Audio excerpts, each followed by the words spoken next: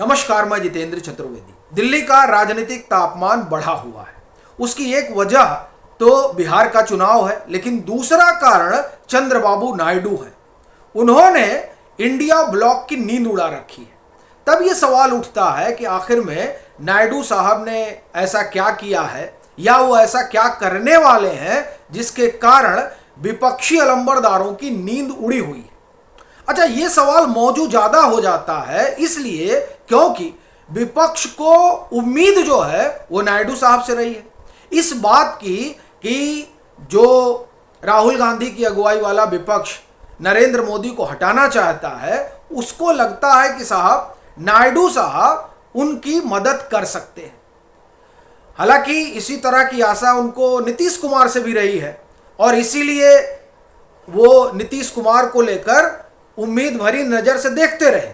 लेकिन 2024 के नतीजे के बाद जिस तरह से नीतीश कुमार लगातार ये कहने लगे कि हम तो अब यहीं हैं, कहीं नहीं जाएंगे, और समय समय पर वो इस बात को दोहराते हैं जब जब विपक्षी खेमे के, आप ये कहें कि इकोसिस्टम के लोग ये कहते हैं कि नीतीश कुमार खेल करने जा रहे हैं, उसी के 2-4 रोज बाद नीतीश कुमार जरूर किसी न किसी मंच पर यह कह देते हैं कि हमसे पहले गलती हो गई थी, अब हम कहीं नहीं जाएंगे।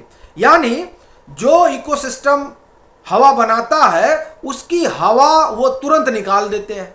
तो इसलिए विपक्ष को अब कोई उम्मीद जो है वो नीतीश कुमार से तो नहीं है, लेकिन चंद्रबाबू नायडू से उन्हें बड़ी आशा है कि ये उनके लिए कुछ करेंगे। पर यहां तो नायडू बाबू कहा जा रहा है कि गजब खेल करने जा रहे हैं। अब सवाल ये है कि ये जो खेल है वो कर रहे हैं या जो लोग इंडिया ब्लॉक से आज ही जा चुके हैं वो खुद चंद्रबाबू नायडू के पास आ रहे हैं कि चलिए अब हम नरेंद्र मोदी को अपना समर्थन दें। और बताया जा रहा है कि ऐसे सांसदों की संख्या बहुत ज्यादा है। फिर प्रश्न ये उठ रहा है कि आखिर में इंडिया ब्लॉक में ऐसा हुआ क्या है जिसकी वजह से एक, आप ये कहें कि बड़ी भारी संख्या में जो सांसद हैं वो अब उधर रहना नहीं चाहते हैं। वो चाहते हैं कि साहब हम लोग इधर ही आ जाएं। दरअसल उसके देखिए उसके 2-3 कारण हैं जो स्पष्ट तौर पर अब दिखाई दे रहे हैं। पहला और सबसे बड़ा कारण बिहार है। अब आप कहेंगे कि बिहार के तो भी नतीजे नहीं आए। बात आपकी सही है, बिहार के नतीजों पर बहुत कुछ टिका हुआ था इसलिए कह रहा हूं क्योंकि बिहार में क्या होने जा रहा है यह अब तय हो चुका है। कैसे? पहला सवाल तो ये उठता है। दूसरा सवाल ये उठेगा कि ये तो कहा जा रहा है कि एनडीए में बड़ी खटपट है, एनडीए कुछ तय ही नहीं हो पा रहा है। तो देखिए ये सवाल जो लोग उठा रहे हैं वो दरअसल उस इकोसिस्टम के लोग हैं जो एक तरीके से भ्रम फैलाने में भरोसा रखते हैं। देखिए एनडीए के अंदर सीटों का समायोजन हो चुका है, उसमें कोई किंतु परंतु नहीं है। बस कोशिश ये हो रही है कि कितनी ज्यादा से ज्यादा सीटें हासिल कर ली जाएं, क्योंकि ये जो सामाजिक समीकरण वाला गठबंधन है ये बहुत मजबूत है और ये चुनाव निकालने जा रहा है। तो ऐसी परिस्थिति में क्या हो रहा है कि वो लोग जिन लोगों ने उपराष्ट्रपति चुनाव के दरमियान एनडीए के उम्मीदवार के पक्ष में वोटिंग की थी, और ऐसा वोटिंग करने वालों की संख्या जो है वो बताई तो 30-35 ही जाती है, लेकिन अभी जो चर्चा है वो 48 तक है। अब आप कहेंगे ये संख्या आपने कहां से पाई? देखिए ये संख्या दरअसल केपी मलिक साहब पहले 36 का दावा कर रहे थे, वो 48 का दावा कर रहे हैं। उनके दावे में भाजपा है, लेकिन हमारा जो दावा है वो भाजपा तो नहीं हो सकती है। ये दरअसल जो टूट फूट होने जा रही है वो होने जा रही है महागठबंधन या कहें इंडिया ब्लॉक में, क्योंकि इंडिया ब्लॉक की कुल उम्मीद इसी बात पर टिकी हुई थी कि बिहार का चुनाव वो जीतेंगे, और जैसे ही वो बिहार का चुनाव जीतेंगे वैसे ही नीतीश कुमार की पार्टी बिखर जाएगी और फिर चंद्रबाबू नायडू के पास कोई विकल्प नहीं रहेगा। लेकिन बिहार का चुनाव एनडीए प्रचंड बहुमत से जीतने जा रही है, इसलिए विपक्ष के जो सांसद मन बनाए हुए थे उपराष्ट्रपति चुनाव के दरमियान जिसको उन्होंने जाहिर भी किया वोट करके, सो अब उन्होंने ये मन बना लिया है कि बिहार चुनाव क्या इंतजार करिएगा, अब तो ये लोग हार रहे हैं। तो ऐसा करिए कि अब चंद्रबाबू नायडू से मेलजोल शुरू कर दीजिए। क्यों? क्योंकि साहब इस समय जो एनडीए की सरकार है, उस सरकार में चंद्रबाबू नायडू आप एक तरह से कहें कि सबसे ताकतवर सहयोगी हैं। और फिर उपराष्ट्रपति के चुनाव के दरमियान दक्षिण से बड़ा खेल हुआ था, तो जाहिर सी बात है दक्षिण के उस खेल में किसी की भूमिका है तो नायडू साहब की है। अब आप कहेंगे कि यह आपको कैसे पता चलेगा खेल हुआ था, तो मैं आपको दो घटनाएं याद दिलाता हूं। एक बीआरएस का दावा, बीआरएस के एक विधायक ने दावा किया था कि किस तरह से कांग्रेस के सांसदों ने खेल किया। अब बीआरएस कहां है, उसका जो कुछ है वो तेलंगाना में है।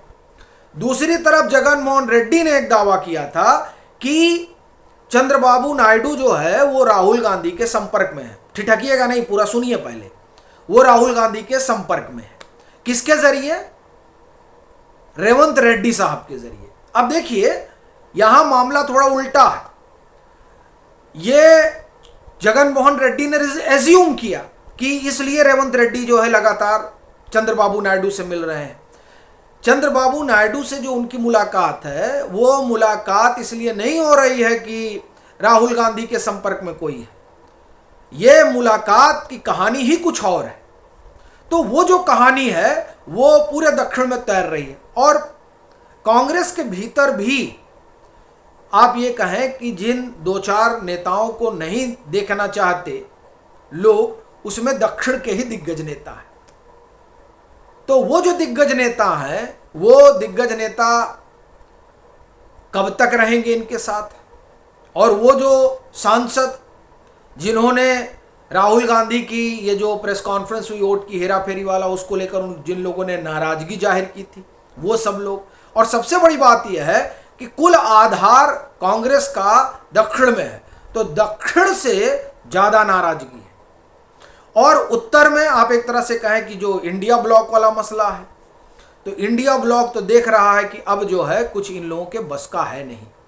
तो इसीलिए दिल्ली में सरगर्मी ज्यादा है कि भैया नायडू साहब के साथ बहुत सारे लोग आ रहे हैं, और वो जो बहुत सारे लोग आ रहे हैं उनको भी तो अब एकोमोडेट करना होगा।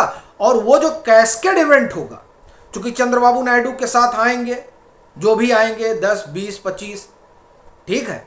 हालांकि अगर जो मलिक साहब का दावा है बीजेपी के लिए कि बीजेपी के 48 जो है सांसद बागी हैं, तो मैं अगर इसी को रिप्लिकेट कर दूं कि इंडिया ब्लॉक के 48 बागी हैं, तो उसमें फिर आपको जोड़ना पड़ जाएगा कि उत्तर प्रदेश में जो सपा के हैं वहां भी खेल हो सकता है। क्योंकि बहन जी के स्टेटमेंट देने के बाद तो आप ये समझिए कि जो लोग जीत कर आए हैं सपा में या कांग्रेस में भी उत्तर प्रदेश में, उनके लिए कुछ बचा नहीं है। क्योंकि अब दोबारा वो जीत पाएंगे इसकी गारंटी नहीं है, क्योंकि बहन जी ने तो खेल कर दिया बाबा का जो है बड़ाई करके।